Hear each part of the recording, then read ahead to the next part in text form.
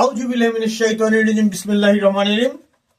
বাংলাদেশ মানব জোটের পক্ষ থেকে বিদেশে বসবাসরত সমস্ত বাঙালিকে জানাই রক্তিম শুভেচ্ছা। রক্তের চিহ্ন দিয়ে বলেছে বাংলাদেশ নতুন স্বাধীন হয়েছে, তখন বলেছে বিদেশ থেকে টাকা পাঠানো বন্ধ করেন, কারণ স্বৈরাচারী সরকারকে যাতে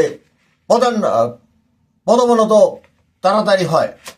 তখন বলেছে নানান কথার ফুলঝুরি যে বিদেশে যারা আছে, আজকে 1.5 কোটি লোকের মতো সারা পৃথিবীতে ছড়িয়ে ছিটিয়ে আছে বাংলাদেশি বাঙালি, যারা প্রত্যেক মাসে এই বিশাল একটা অঙ্ক রেমিটেন্স হিসেবে বাংলাদেশে পাঠাচ্ছে, যার উপরে টিকা আছে বাংলাদেশের অর্থনীতি।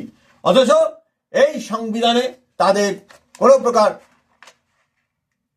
অন্তর্ভুক্তিত নয়, বরং কোনটা করার চেষ্টা করেছে বিভিন্ন সংস্কার কমিটি যে এরা কোনো বিদেশে রাজনীতি করতে পারবে না।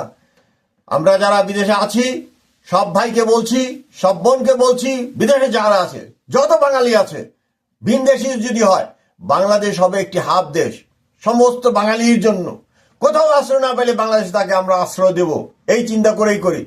আমরা বাংলাদেশকে গড়ে তুলব বাংলা ভাষাভাষীর একটি কেন্দ্রস্থল, একটি মিলন স্থল।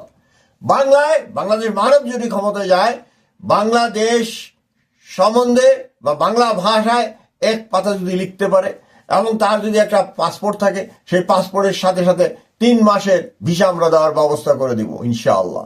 এবং প্রেসিডেন্ট এবং প্রধানমন্ত্রীর পদ ব্যতি রেখে যে কোনো পদে, যে কোনো নির্বাচনে, যে কোনো চাকরিতে বাংলাদেশি জন্মগ্রহণকারী যে কোনো দেশ হয়তো কারণবশত একটা দেশে আশ্রয় প্রার্থী হয় বা একটা সদস্য পদ গ্রহণ করে বা সিটিজেনশিপ গ্রহণ করে, কারণ ওই দেশের কিছু নিয়মকানুন আছে, সেই দেশের নিয়মকানুন মেনে চলার জন্য এবং ওই দেশের কিছু সুযোগ সুবিধা পাওয়ার জন্য করে থাকে। অথচ দেখা যাচ্ছে যে এই একটা বিশাল বিভেদ তৈরি করছে কাদের মধ্যে?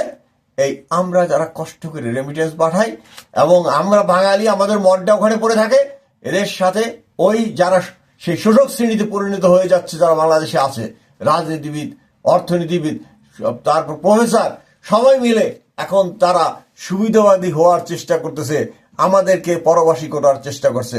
আসুন আন্দোলন গড়ে তুলি যে প্রধানমন্ত্রী এবং প্রেসিডেন্ট ব্যতীত যে কোনো পদের জন্য অবশ্যই মানুষ বিদেশি থাকি আর যেখানেই থাকি, জন্মসূত্রের বাঙালি যে এক পাতা বাংলায় লিখতে পারে বা বলতে পারে, তাকে অবশ্যই নির্বাচনের অধিকার, চাকরির অধিকার থেকে হরণ করা যাবে না। পৃথিবীর সকল বিদেশি বাঙালি ভাইদেরকে একত্র হওয়ার জন্য এবং একটি তীব্র আন্দোলন গড়ে তোলার জন্য আহ্বান জানাচ্ছি বাংলাদেশ মানব জোটের পক্ষ থেকে। আমি কাজী মোশাররফ হোসেন। আসসালামু আলাইকুম।